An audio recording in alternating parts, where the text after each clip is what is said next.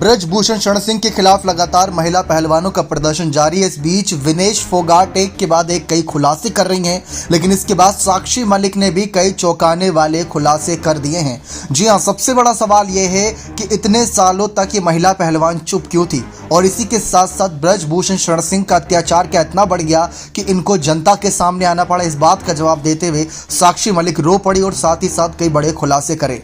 आप सभी को बताएं, साक्षी मलिक ने कहा कि 2012 में आधा दर्जन जूनियर एथलीट लखनऊ पुलिस के ब्रजभूषण के खिलाफ शिकायत दर्ज करवाने पहुंची थी, लेकिन बाहुबली नेता के प्रभाव की वजह से उनकी एक नहीं सुनी गई। साक्षी ने कहा कि 2012 में जूनियर्स के लिए लखनऊ में एक नेशनल कैंप आयोजित किया गया था। उस दौरान यौन उत्पीड़न के मामले में एक एफआईआर दर्ज करवाई गई थी, लेकिन 24 घंटे के अंदर ही मामला सेटल कर दिया गया और एफआईआर भी खत्म कर दी गई। तब 7 लड़कियां एफआईआर दर्ज करवाने गई थी।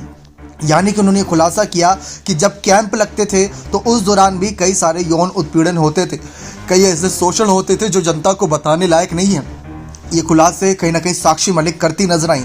उन्होंने कहा कि कई बार ब्रजभूषण अपनी ताकत की वजह से कानून को नजरअंदाज कर चुके हैं। उन्होंने कहा कि आपने 2014 में एक फिजियो परमजीत मलिक के बारे में सुना होगा, जो कि नेशनल कैंप में गीता फोगाट के साथ काम कर रही थी।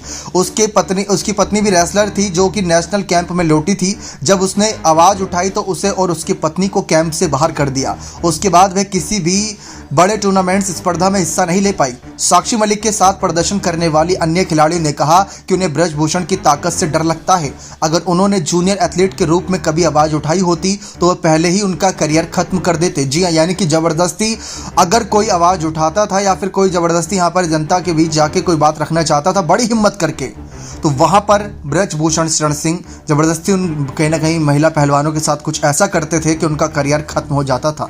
साक्षी ने कहा कि यही कारण था कि हम अब तक चुप रहे। हम चाहते थे कि कुश्ती लड़ें और हमारा करियर बचा रहे। हमारे पास पहले आवाज उठाने की ताकत नहीं थी, लेकिन आज हम इस स्थिति में हैं कि अपनी साथी खिलाड़ियों की आवाज उठा सकें।